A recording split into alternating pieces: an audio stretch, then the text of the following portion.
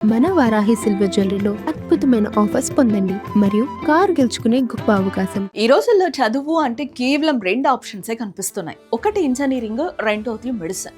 10వ తరగతి అవ్వగానే విద్యార్థులు, తల్లిదండ్రులు ఒకే రేస్ లో గుర్రాలాగా పరిగెడుతున్నారు. ఫలితం ఏంటి? ఐటీ రంగంలో లక్షలాది మంది పోటీ పడుతుంటే మరికొన్ని రంగాలు నిపుణులు లేకుండా పోతున్నారు. మన కళ్ళ ముందే అపారమైన అవకాశాలున్నా కేవలం పాత ఆలోచనలతో వాటిని వదిలేస్తూ ఉన్నాం. ముఖ్యంగా ప్రాణాలను కాపాడే వైద్య రంగంలో అయితే డాక్టర్ల తర్వాత అంతటి కీలకమైన అలైడ్ హెల్త్ కేర్ విభాగంలో ఇప్పుడు మనుషులే దొరకని పరిస్థితి. అసలు ఎందుకు ఇలా జరుగుతోంది? మన విద్యా విధానంలో మార్పు రావాల్సిన సమయం ఆసన్నమైందా?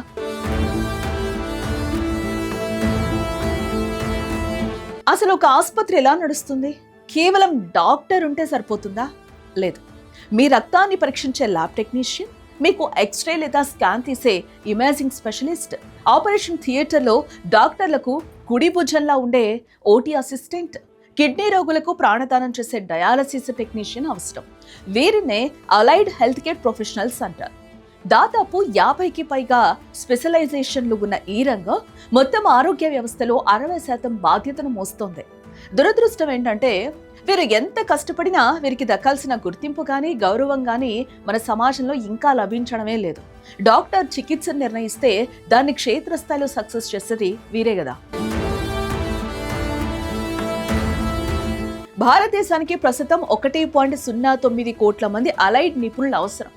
కానీ మన దగ్గర ఉన్నది కేవలం 27.5 లక్షలే. అంటే దాదాపు 80 లక్షలకు పైగా ఉద్యోగ ఖాళీలు ఉన్నాయి. ప్రతి ఏటా 10 లక్షల మంది కొత్త నిపుణులు కావాలి. కానీ మన కాలేజీలో అందిస్తున్నది కేవలం 2 లక్షల మందినే. ఈ భారీ లోటు వల్ల ఏమవుతుందో తెలుసా? రోగ నిర్ధారణలో తప్పులు జరగడం, రిపోర్ట్లు రావడానికి వారాల తరబడి సమయం పట్టడం, అత్యవసర ఆపరేషన్లు వాయిదా పడ్డం, ఇవన్నీ రోగుల ప్రాణాల మీదకు వస్తున్నాయి. ఉద్యోగాలు ఖాళీగా ఉన్నాయి, కానీ చేసేవారే లేరు. మరి ఇన్ని లక్షల ఉద్యోగాలుంటే యువత ఎందుకు ఆసక్తి చూపడం లేదు? ఇక్కడ సమస్య వేర్లలో ఉంది. అలైడ్ కోర్సులు పూర్తి చేయడానికి విద్యార్థులు భారీగా ఫీజులు చెల్లించాలి.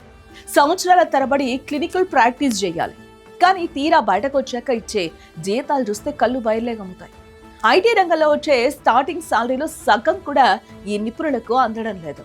దీనికి తోడు చిన్న పట్టణాల్లో సరైన శిక్షణ కేంద్రాలు లేవు. గ్రామీణ విద్యార్థులు ఆర్థికంగా ఇబ్బంది పడుతూ ఈ కోర్సులు చేసినా ఆ పెట్టుబడి తిరిగి రాదనే భయంతో ఇతర రంగాల వైపు మళ్లుతున్నారు. కేవలం డిగ్రీల కోసం కాకుండా ఉపాధికి గౌరవం దక్కేలా వేతనాల్లో మార్పులు రావాలి. ఈ సంక్షోభాన్ని పరిష్కరించేందుకు ప్రభుత్వం ఇప్పుడు ఒక భారీ ప్రణాళికతో ముందుకొచ్చింది. National commissioner for allied and health care professions చట్టం ద్వారా ఈ రంగానికి ఒక చట్టబద్ధత కల్పించారు. బడ్జెట్లో 1000 కోట్ల రూపాయలు కేటాయించి రాబోయే 5 ఏళ్లలో 1,00,000 మంది కొత్త నిపుణులు తయారు చేయాలని లక్ష్యంగా పెట్టుకున్నారు. 2026-27 విద్యా సంవత్సరం నుండి దేశవ్యాప్తంగా ఒకే రకమైన స్టాండర్డ్ సిలబస్ అమలు కానుంది.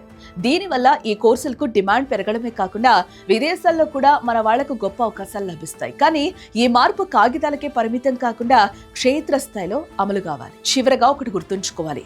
వికసిత భారత్ 2047 అనేది కేవలం ఒక నినాదం కాదు, అదొక లక్ష్యం. ఆ లక్ష్యాన్ని చేరాలంటే కేవలం మెట్రో నగరాల్లో పెద్ద పెద్ద ఆసుపత్రులు కడితే సరిపోదు. ఆ యంత్రాలను నడిపే నైపుణ్యం ఉన్న మానవ వనరులు కావాలి. ప్రభుత్వం తన వంతుగా రెగ్యులేటరీ వ్యవస్థను బలోపేతం చేయాలి. ప్రైవేట్ ఆసుపత్రులు వేతనాలను పెంచాలి.